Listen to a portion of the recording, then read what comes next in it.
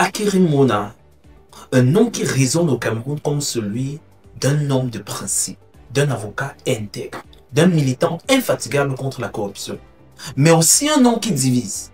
Pour certains, il incarne l'avenir d'un pays en quête de transparence.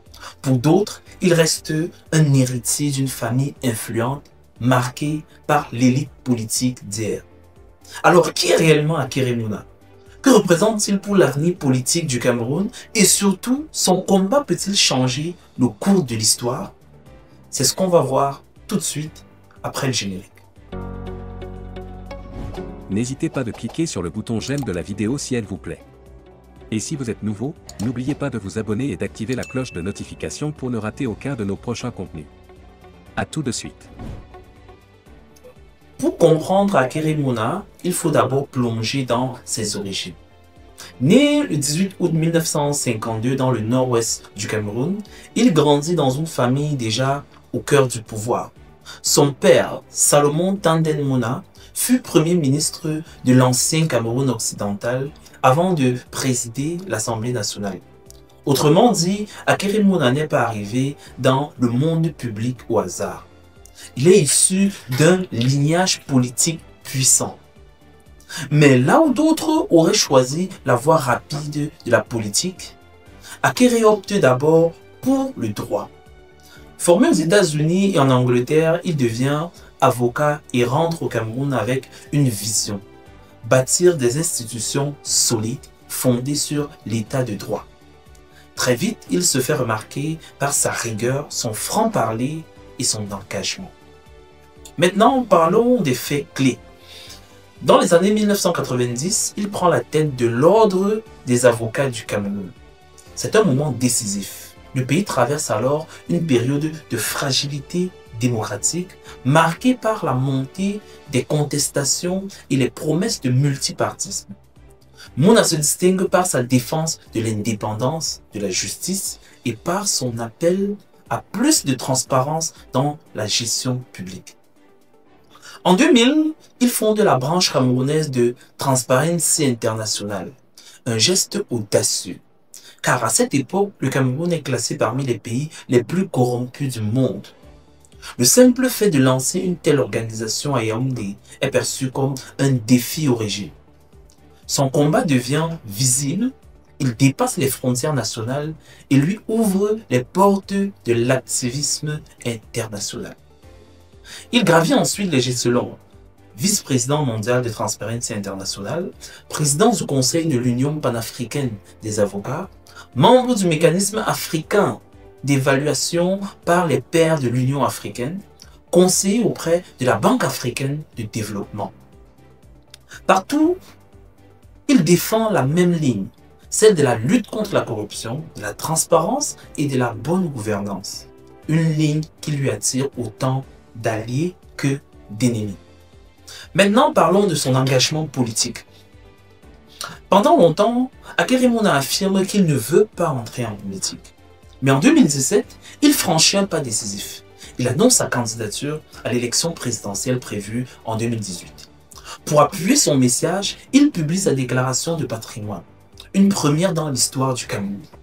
Ce geste hautement symbolique veut prouver qu'on peut aspirer au pouvoir sans rien cacher.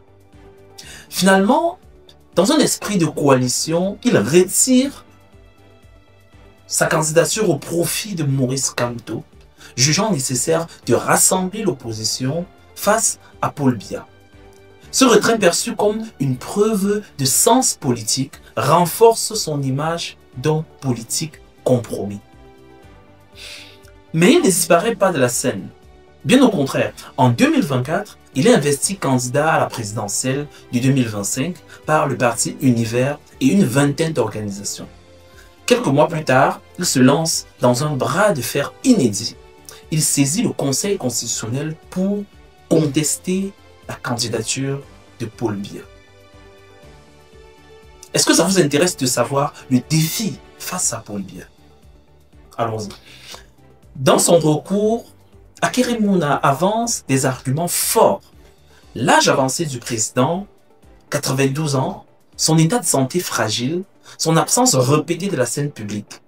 Il estime qu'il ne peut plus exercer ses fonctions en toute indépendance.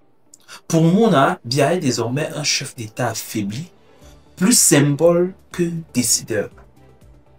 C'est une démarche rare et risquée, car au Cameroun, le Conseil constitutionnel est perçu comme une institution proche du régime. Peu d'observateurs croient à un renversement juridique. Mais Mouna le sait. Au-delà de la décision, le vrai enjeu est de briser le silence, de poser publiquement la question de la capacité à gouverner. En parallèle, il continue d'occuper des fonctions reconnues à l'international. En 2024, il est nommé ambassadeur de bonne volonté de la Facilité africaine de soutien juridique, une institution qui aide les États africains à négocier leurs contrats et à gérer la dette. Cette position illustre sa crédibilité sur le plan continental. Alors, le vrai visage d'Hakaire Mouna. Quel est ce vrai visage? C'est celui d'un homme qui refuse de se laisser enfermer dans le rôle d'héritier politique. Oui, il est le fils d'un baron du régime, mais il a choisi un autre chemin, celui du droit, de la justice, de la transparence. C'est aussi le visage d'un intellectuel bilingue, à l'aise dans les cercles internationaux, mais capable de s'adresser à la jeunesse camerounaise. Il parle de bonne gouvernance, de reddition de comptes, de lutte contre l'impunité. Des mots simples, mais rares dans la bouche des élites locales. C'est enfin le visage d'un stratège. En 2018, il se retire pour ne pas diviser. En 2025, il saisit la justice pour faire bouger les lignes. Deux choix qui traduisent une même logique. Créer un bloc pour poser un jalon même si le système ne cède pas immédiatement. Maintenant, parlons des limites et des incertitudes. Mais il faut rester lucide. Hakaire Mouna suscite aussi des critiques. Certains lui reprochent ses liens passés avec les institutions internationales proches du régime, estimant parfois qu'il a parfois servi de caution. D'autres doutent de sa base populaire, jugeant qu'il reste davantage une figure d'élite qu'un leader de terrain. Son profil anglophone, dans un pays où le pouvoir est dominé par les francophones, peut être vu comme une faiblesse ou comme une force. Une faiblesse car il lui sera difficile de rassembler une majorité nationale.